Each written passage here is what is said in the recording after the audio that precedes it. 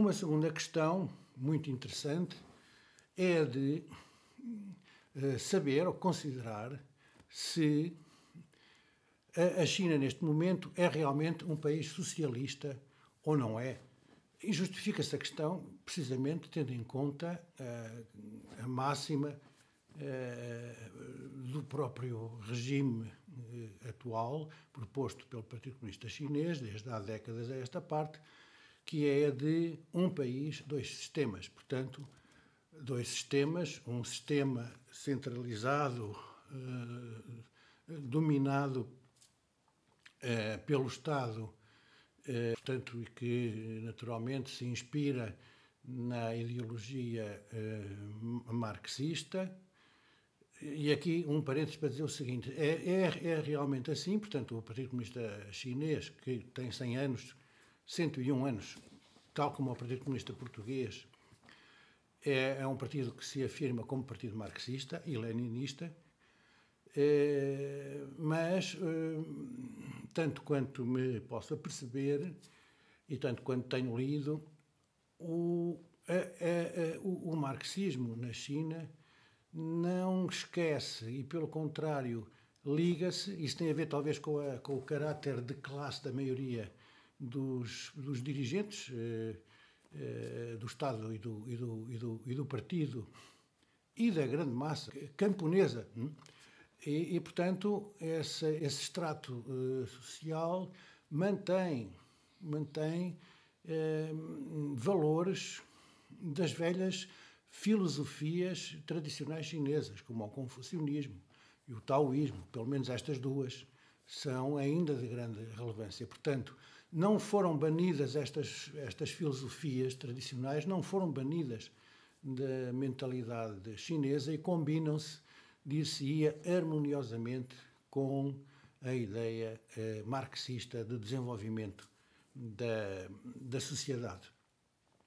Mas, portanto, a este Estado que planifica o seu desenvolvimento, portanto, a ideia de planificação é essencial para compreender a China, porque a economia é planificada, o desenvolvimento social é planificado, a indústria é planificada, etc.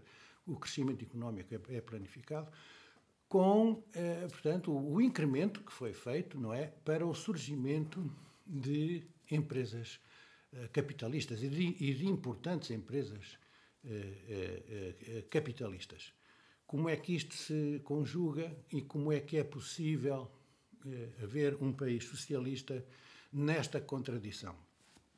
É, portanto, uma resposta difícil e certamente que a situação real é muito complexa e provavelmente estaremos de acordo em que é pejada de contradições que se geram, quer ao nível social, quer ao nível político também, e que têm como base um sistema económico que é composto, digamos, ou integrado por modos de produção diferentes e, de uma certa forma, contrários, não é? Não são mais contrários, tendo em conta, digamos, a média de equilíbrio do desenvolvimento do próprio país no seu todo.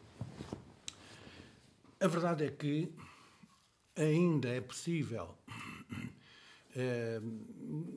a acumulação do lucro, o surgimento de novas empresas, e há uma classe de bilionários chineses muitíssimo importante que tem interesses próprios, uns, curiosamente, ligados, relacionados com o próprio Partido Comunista, outros nem tanto, mas, e portanto há uma maioria, portanto, em termos numéricos, há uma maioria de empresas privadas na China, mas os mecanismos de controle da economia estão na mão do Estado. Isso é absolutamente evidente. Começa, evidentemente, na finança, o sistema bancário, mas nos setores industriais de ponta, a investigação científica, a inovação tecnológica, tudo isso está, de facto, controlado pelo Estado. E, portanto, apesar de, numericamente, as empresas capitalistas serem num maior número, aquelas que o Estado determina como seu controle, conseguem determinar um equilíbrio e que o Estado mantenha a manete do controle efetivo e determinante nas suas mãos.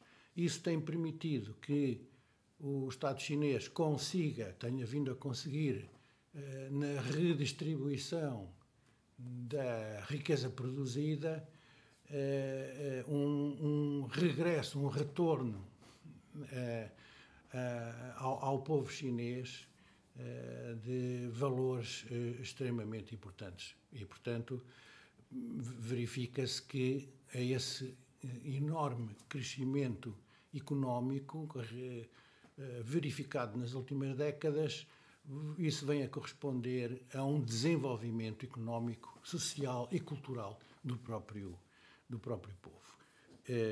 Portanto, o nível salarial dos trabalhadores chineses, em média, mais que triplicou nos últimos anos. Não vimos isso em mais nenhum lado do mundo. Para além disso, a legislação laboral tem-se vindo a aproximar da melhoria das condições de trabalho e de vida dos trabalhadores chineses. Esta capacidade de devolver ao povo chinês a grande parte da riqueza produzida é a grande conquista que foi terem conseguido retirar da faixa de pobreza mais de 90 milhões de pessoas da China.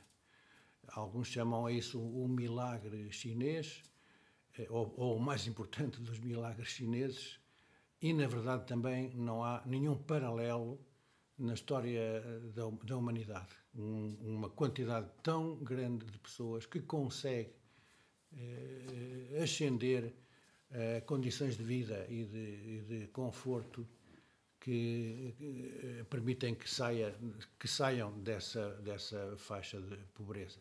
É com orgulho que os chineses dizem isso e penso que com toda a razão. Este último congresso, que reelegeu pela terceira vez Xi Jinping como presidente, reforçou a posição, a decisão política que chamam a prosperidade coletiva. Portanto, é um tempo em que vão reforçar essa redistribuição da riqueza produzida mais ainda para o lado dos trabalhadores e do povo chinês.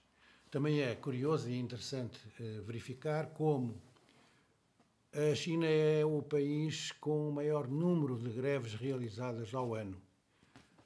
E quanto ao direito de manifestação, também, ainda há pouco recentemente, vimos as grandes manifestações que houve em várias cidades da China para acabar com as medidas restritivas do Covid.